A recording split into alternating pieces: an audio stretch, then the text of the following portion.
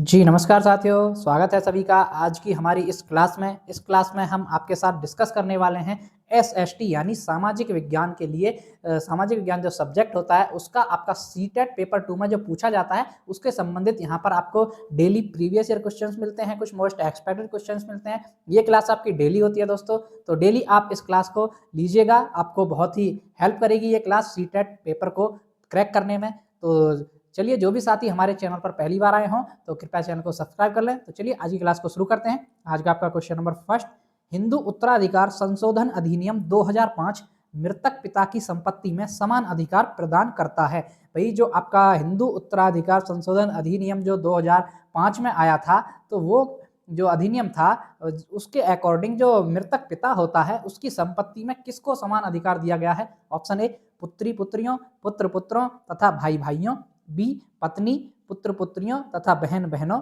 सी पत्नी पुत्र पुत्रों तथा पुत्री पुत्रियों, या डी पत्नी पुत्र पुत्रों तथा भाई भाइयों।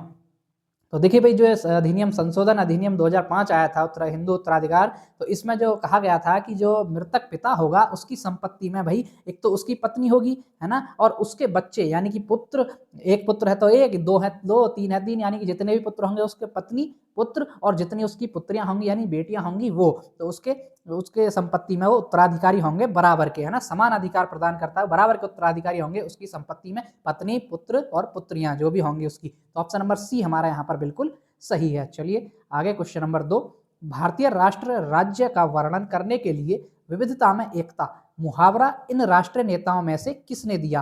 भाई जो भारतीय राष्ट्र राज्य का जो वर्णन करने के लिए आपका जो विविधता में एकता का मुहावरा दिया था, ये किसने दिया था। Option A Mahatma Gandhi, B Bal Gangadhar Tilak, C Sardar Vallabhbhai Patel, या डी पंडित जवाहरलाल नेहरू। तो देखिए भाई, ये नारा दिया था आपका पंडित जवाहरलाल नेहरू यानी जेएल नेहरू, जो हमारे पहले प्रधानमंत्री थे। पंडित जवाहरलाल नेहरू ने नारा दिया था कि विविधता में एकता का मुहावरा जो था ये इन्होंने ही दिया था भारतीय राष्ट्र राज्य का वर्णन करने के लिए। तो ऑप्शन नंबर डी हमारा यहाँ पर बिल्कुल सही जवाब होता है। चलिए भाई आगे बढ़ेंगे। क्वेश्चन नंबर 3, जनपद पंचायतों के कार्यों के विषय में निम्नलिखित दो कथनों ए और बी पर विचार कीजिए तथा सही उत्तर का चयन कीजिए। भाई यहाँ पर जो जनपद पंचायतें होती हैं हमारी, उनके कार्यों के विषय में यहाँ पर कुछ कथन दिए गए हैं, दो कथन दिए हैं ए और बी। तो उन कथनों पर आपको पहले विचार करना है, पढ़ना है, और फिर उसके बाद सही उत्तर देना है। तो कथन ए क्या है। कथन ए कहता है जनपद पंचायत जिला स्तर पर विकास योजनाएं निर्धारित करती हैं। और कथन बी क्या है भाई, जनपद पंचायत ग्राम पंचायतों के मध्य धन वितरण नियमित करने में जिला परिषद की सहायता करती हैं, है ना। अब देखिए, आपने दो ये स्टेटमेंट आपने कथन पढ़ लिए, ठीक है। अब आपको इसमें से जवाब देना है। ऑप्शन ए क्या है भाई, ए सही है और बी गलत है, कि भाई ए तो ऑप्शन सही है और बी गलत है।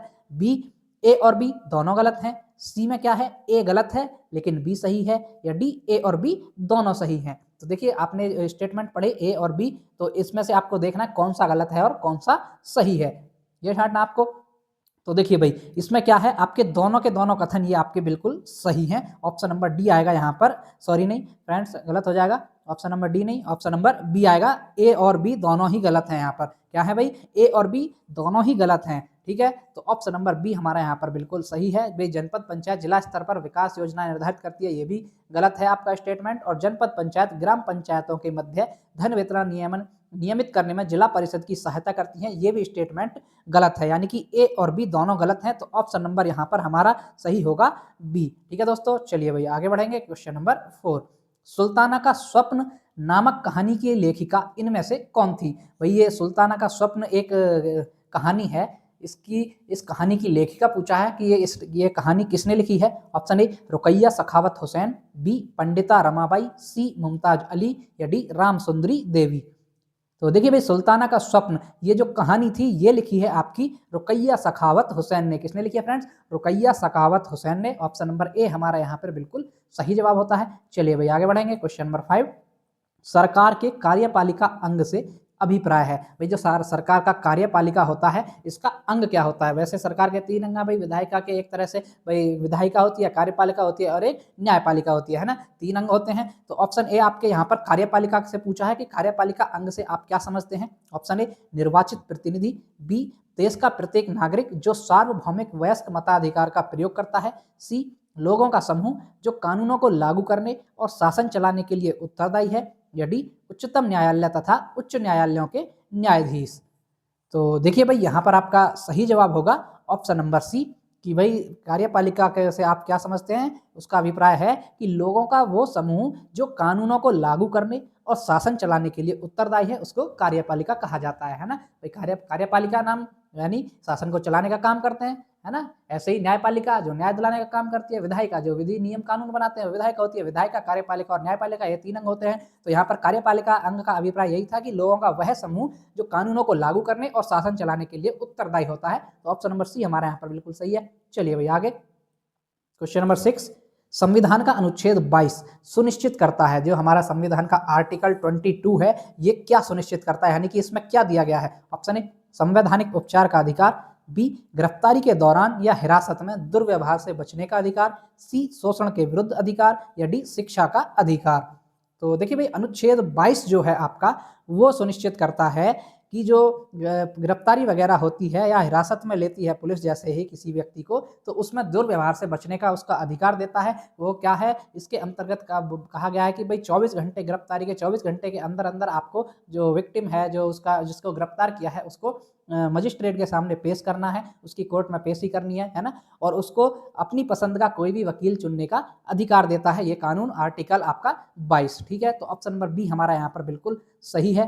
चलिए भाई आगे बढ़ेंगे, क्वेश्चन नंबर 7, लोकसभा में सत्ताधारी दल का मुखिया इनमें से कौन होता है। ऑप्शन ए राष्ट्रपति, बी उपराष्ट्रपति, सी प्रधानमंत्री, या डी अध्यक्ष। अब देखिए भाई लोकसभा में जो सत्ताधारी दल होता है उसका मुखिया, जैसे आजकल वर्तमान में हमारे प्रधानमंत्री नरेंद्र मोदी जी हैं, तो भाई वो लोकसभा में सत्ताधारी दल के मुखिया हैं, है ना। तो उसका मुखिया होता है आपका ऑप्शन नंबर सी। मुखिया कौन होता है भाई, प्रधानमंत्री होता है। ठीक है दोस्तों, तो ऑप्शन नंबर सी हमारा यहाँ पर बिल्कुल सही जवाब हो जाएगा। चलिए भाई आगे बढ़ेंगे, क्वेश्चन नंबर 8, उच्च प्राथमिक स्तर पर सामाजिक विज्ञान के स्वरूप पर ए, बी और सी कथनों पर विचार कीजिए। यानी कि भाई जो उच्च प्राथमिक स्तर होता है 6 से 8 की बात हो रही है, उस स्तर पर सामाजिक विज्ञान का स्वरूप कैसा होना चाहिए, उस पर 3 कथन दिए हैं आपके ए, बी और सी। उन पर आपको पहले विचार करना है, उनको पढ़ना है, उसके बाद आपको उचित विकल्प का चयन करना है इनमें से। कथन है आपके, ए कथन क्या है, यह अपने वातावरण में लोगों का अध्ययन है। बी, यह लोगों के संबंधों और उनकी अंतर निर्भरता का अध्ययन है। सी, यह अतीत और वर्तमान के साथ संबंधों का अध्ययन है। तो इसमें से आपको सही सबसे उचित विकल्प चुनना है ना, इन तीनों में से। तो ऑप्शन है आपके ए और बी, बी ए बी और सी बी और सी, या डी है आपका ए और सी। तो देखिए इसमें सबसे उचित कथन है आपका ऑप्शन नंबर बी, यानी कि ये तीनों के तीनों सबसे उचित कथन है। कुल मिलाकर ये तीनों के तीनों सही कथन है कि जो उच्च प्राथमिक स्तर पर सामाजिक विज्ञान का स्वरूप होता है वो अपने वातावरण में लोगों का अध्ययन भी है, लोगों के संबंधों और उनकी अंतर निर्भरता का भी अध्ययन होता है, ये अतीत और वर्तमान के साथ संबंधों का भी अध्ययन होता है। तो ये तीनों के तीनों स्टेटमेंट यहाँ पर बिल्कुल सही हैं। तो ऑप्शन नंबर बी हमारा यहाँ पर बिल्कुल करेक्ट होता है।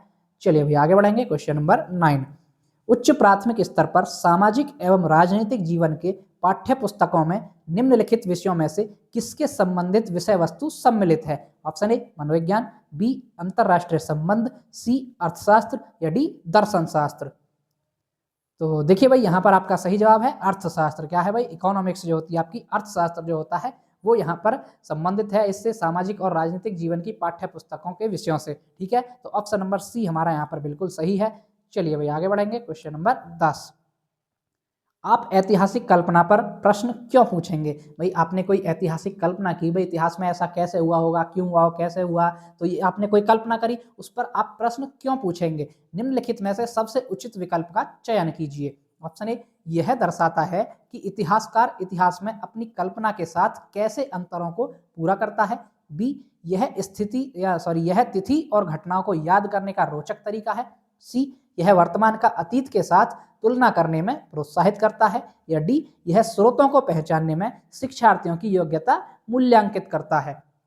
तो देखिए भाई यहाँ पर आपका उचित विकल्प होगा, सही जवाब होगा ऑप्शन नंबर सी, कि यह वर्तमान का अतीत के साथ तुलना करने में प्रोत्साहित करता है, प्रोत्साहन देता है ना। कि भाई आप ऐतिहासिक कल्पना पर प्रश्न पूछेंगे तो ये प्रश्न क्या होगा कि ये वर्तमान का अतीत मतलब पिछली घटनाएं जो हो चुकी हैं इतिहास में उनके साथ तुलना करने में प्रोत्साहन देगा, प्रोत्साहित करेगा। तो ऑप्शन नंबर सी हमारा यहाँ पर बिल्कुल सही जवाब है। चलिए भाई आगे, क्वेश्चन नंबर 11, आप एक वर्ष में नियोजित अल्पनियोजित और अनियोजित ग्रामीण श्रमिक द्वारा बिताए गए समय के अनुपात को चित्रित करना चाहते हैं। निम्नलिखित में से आप कौन से आरेखीय चित्रण को चुनेंगे? भाई आप जो एक वर्ष में जिसने जो कोई एक श्रमिक है भाई, उस एक वर्ष में उसके द्वारा नियोजित, अल्पनियोजित या अनियोजित जो भी ग्रामीण श्रमिक द्वारा बिताए गए समय है उसका, उसके अनुपात को चित्रित करना है आपको, है ना। तो उसमें से आप कौन सा आरेख को चुनेंगे, कौन से आरेखीय चित्रण को चुनेंगे उसके ग्राफ को प्रदर्शित करने के लिए, उसके अनुपात को चित्रित करने के लिए? ऑप्शन ए चक्र आरेख, बी दंड आरेख, सी समय रेखा आरेख या डी प्रवाह आरेख।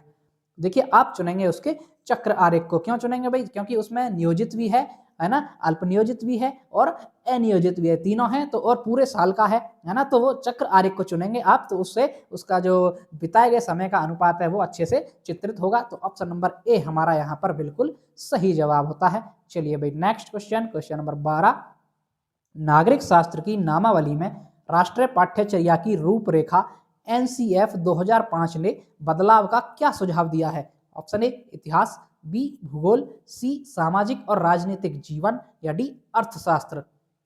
तो देखिए साथियों, जो नागरिक शास्त्र की नामावली में राष्ट्रीय पाठ्यचर्या रूपरेखा यानी एनसीएफ 2005 जो है वो किसका बदलाव का सुझाव दिया? उसने दिया है कि सामाजिक और राजनीतिक जीवन जो है उसका बदलाव का सुझाव हो। यही आपकी नागरिक शास्त्र की एक सब्जेक्ट है एक तरह से, जो उसी में ये बताया कि सामाजिक और राजनीतिक जीवन में कैसे बदलाव होना है, कैसे व्यवहार करना है आपको, वही तो नागरिक शास्त्र है। नागरिकता बना रही है आपको अच्छा नागरिक, है ना। तो ऑप्शन नंबर सी हमारा यहाँ पर बिल्कुल सही जवाब होता है। ठीक है दोस्तों, चलिए अभी आगे बढ़ेंगे। Question number 13। निम्नलिखित में से उच्च प्राथमिक स्तर पर सामाजिक विज्ञान के कक्ष में आप किस मूल्य पर सबसे कम बल देंगे? ऑप्शन ए प्रतियोगितात्मक, बी सहयोग, सी वैज्ञानिक दृष्टिकोण या डी समानता।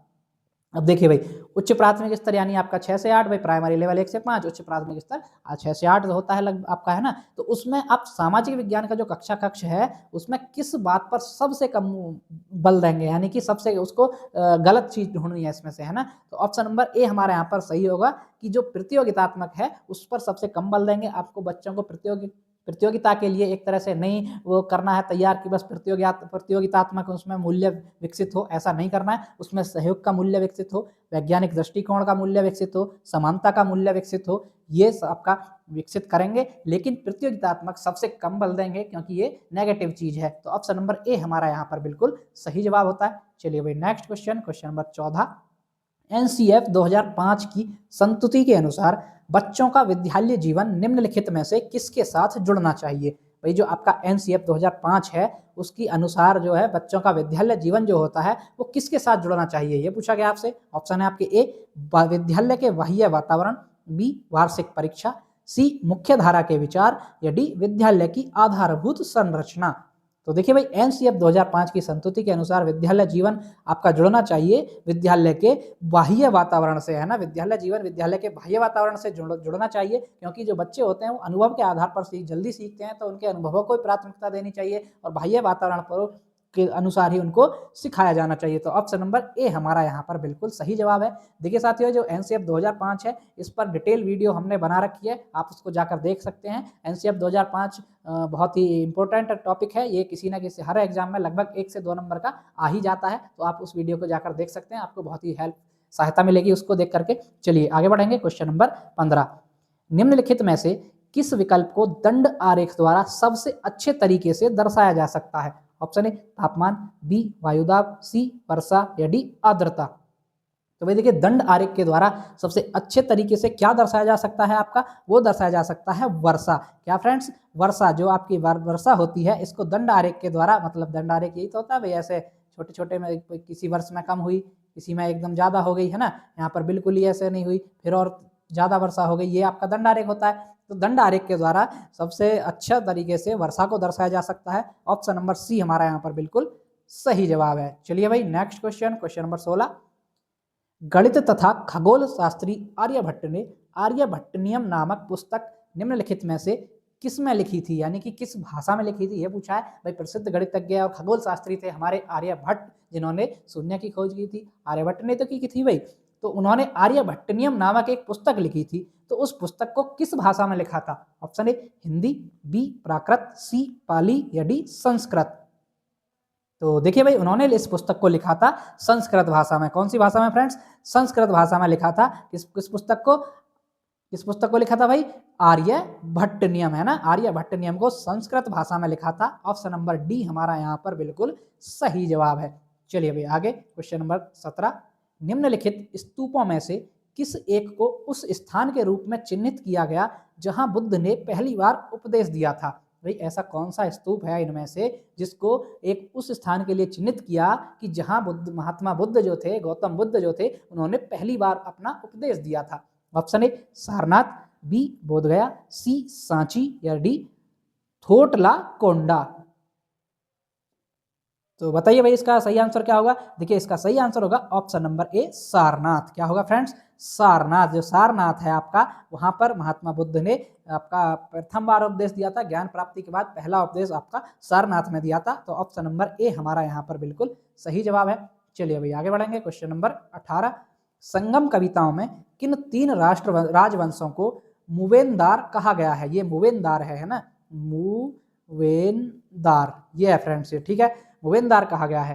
तो option A Chola, Rashtrakuta, Pandya, B Chera, Pala, Rashtrakuta, C Pala, Chola, Pandya, D Chola, Chera, Pandya. तो देखिए भाई, जो 3 राजवंश थे संगम कविताओं में, उनको मूवेनदार कहा गया है। तो वो थे आपके चोल, चेर और पांड्य, यानी ऑप्शन नंबर डी में जो है आपका चोल, चेर और पांड्य, ये आपके मूवेनदार के नाम से जाने जाते थे संगम कविताओं में। ठीक है, तो ऑप्शन नंबर डी हमारा यहाँ पर बिल्कुल सही है। चलिए नेक्स्ट क्वेश्चन नंबर 19। रामपुरा में मिला उत्कृष्ट पॉलिश वाले पत्थर पर बना सांड। भाई रामपुरा में जो उत्कृष्ट पॉलिश वाले पत्थर पर बना एक सांड मिला है, जिसे अब राष्ट्रपति भवन में रखा गया है। इनमें से किसके शासनकाल में बनवाया गया था? यानी कि वो जो उत्कृष्ट पॉलिश वाले पत्थर पर सांड मिला था बना हुआ, उसको किसके शासनकाल में बनवाया गया था? ये पूछा आपसे। ऑप्शन आपके ए मौर्य, बी पांड्य, सी चोल या डी कुषाण। तो देखिए भाई, उसको बनवाया गया था आपका मौर्य शासनकाल में। किसके शासनकाल में? मौर्य शासनकाल में। और मौर्य वंश में भी आपका सम्राट अशोक था, उसके शासनकाल में बनवाया गया था। किसके शासनकाल में फ्रेंड्स? अशोक के शासनकाल में। तो ऑप्शन नंबर ए हमारा यहाँ पर बिल्कुल सही जवाब होता है। चलिए नेक्स्ट क्वेश्चन नंबर 20। अभिलेखागार वह स्थान है जहां, भाई जो अभिलेखागार होता है वो कैसा स्थान होता है, वहां क्या होता है? ऑप्शन ए खुदाई में पाई गई मूर्तियों को रखा जाता है, बी पुरातत्वज्ञों द्वारा प्राप्त किए गए पत्थर और ईंटों से बनी इमारतों के अवशेष को रखा जाता है, सी ऐतिहासिक पांडुलिपियों तथा दस्तावेजों को रखा जाता है, या डी खुदाई में पाई गई पशुओं और पक्षियों की हड्डियों को रखा जाता है। तो देखिए भाई, अभिलेखागार वो स्थान होता है आपका जहां पर ऐतिहासिक पांडुलिपियों तथा दस्तावेजों को रखा जाता है। जो आपकी ऐतिहासिक पांडुलिपियां मिलती हैं या कुछ दस्तावेज मिलते हैं, उनको रखा जाता है, उसको बोलते हैं आप अभिलेखागार। तो ऑप्शन नंबर सी हमारा यहाँ पर बिल्कुल सही जवाब होता है। ठीक है दोस्तों, तो ये थी हमारी आज की क्लास। आपको क्लास कैसी लगी कमेंट करके जरूर बताइएगा। जो भी साथी हमारे चैनल पर पहली बार आए हैं, कृपया चैनल को सब्सक्राइब कर लें, ताकि ऐसी इंफॉर्मेटिव क्लासेस आपको डेली मिलती रहें। तो चलिए मिलते हैं नेक्स्ट वीडियो में, तब तक के लिए धन्यवाद।